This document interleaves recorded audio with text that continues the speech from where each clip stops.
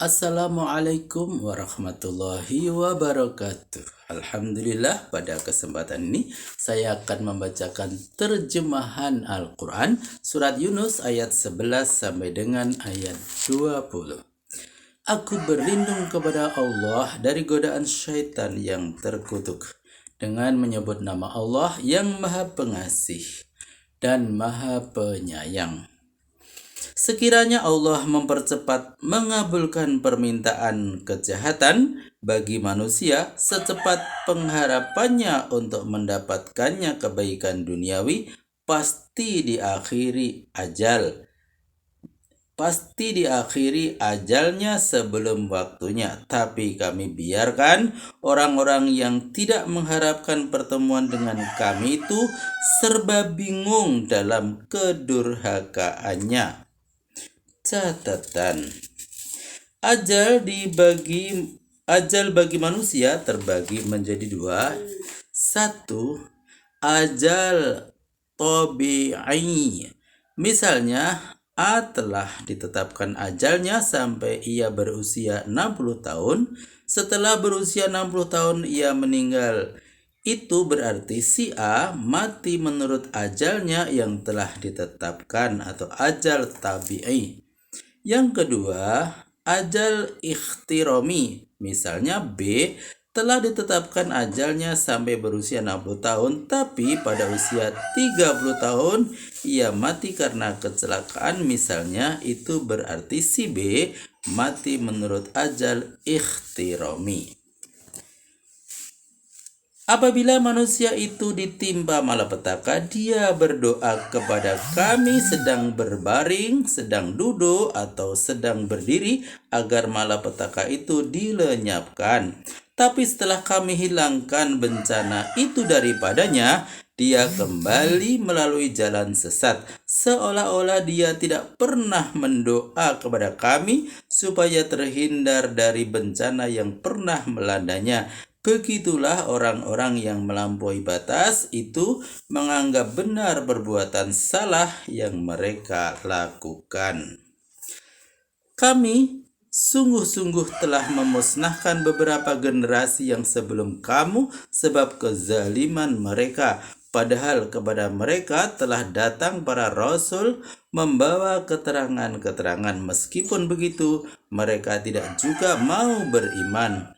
Demikianlah kami memberi hukuman kepada orang-orang yang berdosa. Kemudian kami jadikan kamu penguasa-penguasa di muka bumi menggantikan mereka karena kami hendak melihat bagaimana caramu berkarya.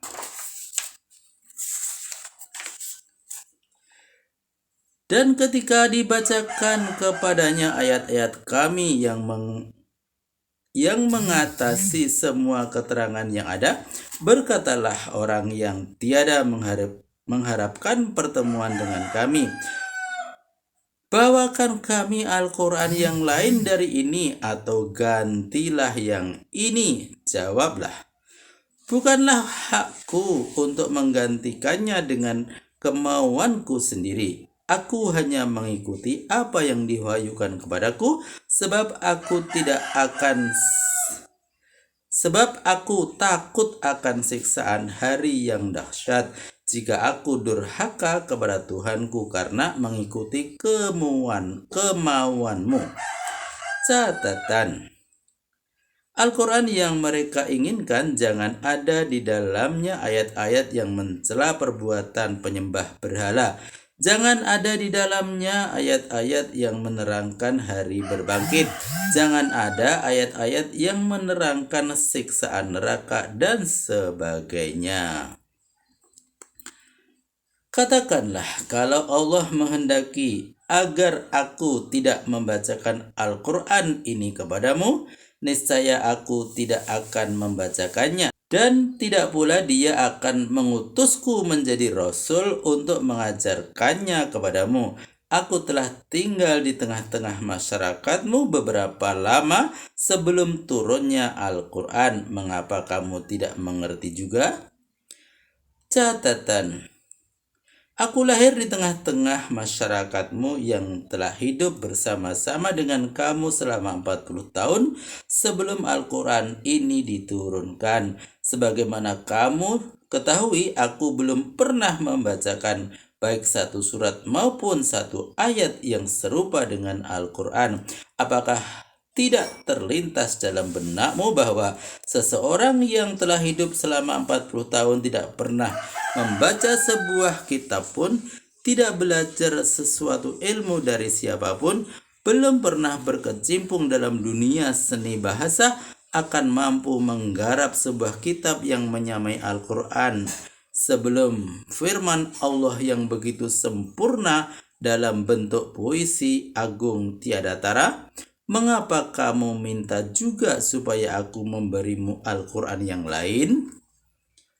Siapakah yang lebih aniaya dari orang yang mengada-ngadakan dusta terhadap Allah atau mendustakan ayat-ayatnya? Orang-orang yang berdosa itu tidak akan berjaya. Mereka menyembah selain Allah, yakni benda yang tidak mendatangkan kerugian maupun keuntungan kepadanya. Mereka berkata, kami menyembah berhala-berhala itu karena merekalah yang akan menjadi pembela-pembela kami nanti di hadapan Allah. Tanyakan, apakah kamu akan memberi tahu sesuatu kepada Allah padahal tidak ada yang tahu, baik malaikat yang ada di langit maupun orang-orang yang terkemuka yang ada di bumi? Kebolehan apa yang dipunyai oleh berhala-berhala itu? Maha suci dan maha tinggi Dia dari segala yang mereka sembah. Catatan: kalau berhala-berhala itu dapat berperan untuk membelamu di hadapan Allah nanti, tentu Tuhan lebih tahu dari kamu. Sedangkan untuk menepiskan seekor lalat yang hinggap di puncak hidungnya saja Dia tidak mampu. Konon pula akan membela kamu pada hari kiamat di hadapan Allah. Mulanya manusia seluruhnya merupakan satu umat dengan satu agama tauhid. Setelah berkembang biak, mereka terpecah belah dalam beberapa agama. Kalau bukanlah karena satu keputusan yang ditetapkan lebih dahulu oleh Tuhanmu, pastilah di antara mereka yang membangkang itu sudah diganyang dengan siksa waktu di dunia ini juga, sehubungan dengan apa yang mereka perselisihkan. Catatan: satu agama tauhid maksudnya adalah agama Nabi Ibrahim. Yang kedua, pada mulanya manusia hidup dengan kehidupan sederhana dengan kebutuhan sosial yang sama dalam satu agama seperti satu keluarga. Setelah mereka berkembang biak, timbullah berbagai macam kepercayaan dan kepentingan yang mengundang perpecahan antara mereka. Maka Allah mengutus para rasul membawa wahyu dan Alkitab untuk menunjuki dan menghilangkan perselisihan yang timbul di antara mereka. Tapi isi Alkitab mereka perselisihkan sebab ada yang tidak sesuai dengan kemauan hawa nafsunya. Lagi pula karena kedengkian yang timbul dalam hatinya. Kalau tidaklah karena keputusan yang telah ditetapkan bahwa pembalasan secara umum akan diadakan di akhirat, pasti mereka sudah disiksa di dunia ini saja, seperti halnya kaum Nuh, kaum Samud, dan kaum Ad. Mereka dengan gigih menanyakan, mengapa tidak diturunkan mukjizat alamiah kepada Muhammad itu oleh Tuhannya? Jawablah, hal-hal yang gaib itu adalah wewenang Allah. Karena itu tunggulah apa yang akan terjadi dengan aku dan kamu, sebab aku pun menunggu pula seperti kamu. Catatan, mukjizat alamiah yang mereka minta ialah mukjizat materi seperti yang dianugerahkan kepada rasul-rasul yang lain sebagai sarana penunjang kerasulannya. Pada ayat ini mukjizat itu disebutkan secara umum. Kalau hendak mengetahui secara terperinci, lihat Al-Quran surat 25 ayat 7, 8, 9 dan Surat 17 ayat 91, 92 dan 93. Maha benar Allah dengan segala firman-Nya. Alhamdulillah telah kami bacakan terjemahan Al-Quran surat Yunus ayat 11 sampai dengan ayat 20. Semoga bermanfaat dan sampai jumpa pada video berikutnya. Billahi taufiq wal hidayah. Wassalamualaikum warahmatullahi wabarakatuh.